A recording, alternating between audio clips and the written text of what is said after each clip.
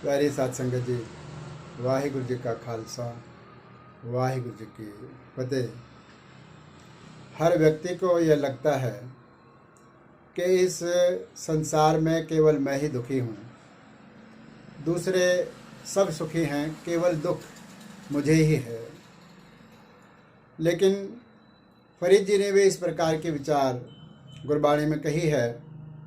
फरीदा मैं जानिया दुख मुझको, दुख सबाइए जग, ऊंचे चढ़ के देखिया ता घर घर एहा अग।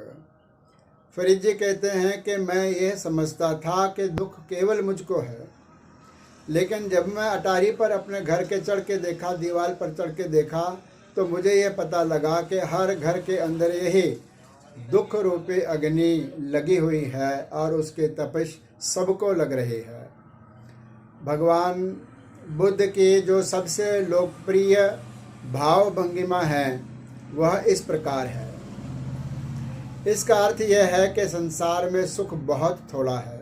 ये जो 3 उंगलियां हमारी बची हुई है, 3 हिस्से संसार में दुख है और केवल एक हिस्सा सुख है। इसलिए भगवान बुद्ध के प्रतिमा में यह प्रतीक आपको हमेशा मिलता है। इसका अर्थ क्या है? इसका अर्थ यह है कि सुख बहुत थोड़ा है और दुख जो है यह सारे संसार में पसर रहा है।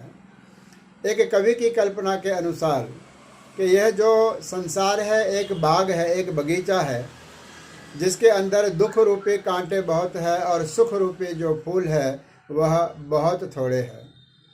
गुरु नानक देव जी महाराज ने भी अपनी वाणी में कहा, नानक दुखिया सब संसार, सारा संसार दुखी है।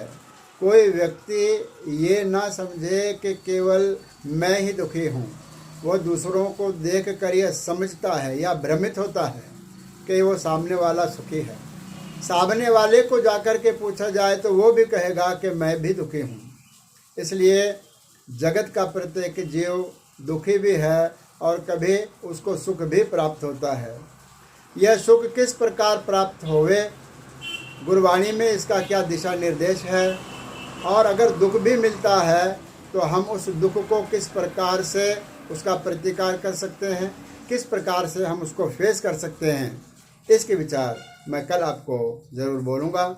आज के लिए इतना ही। वाहिगुरु जी का खालसा, वाहिगुरु जी की फतेह।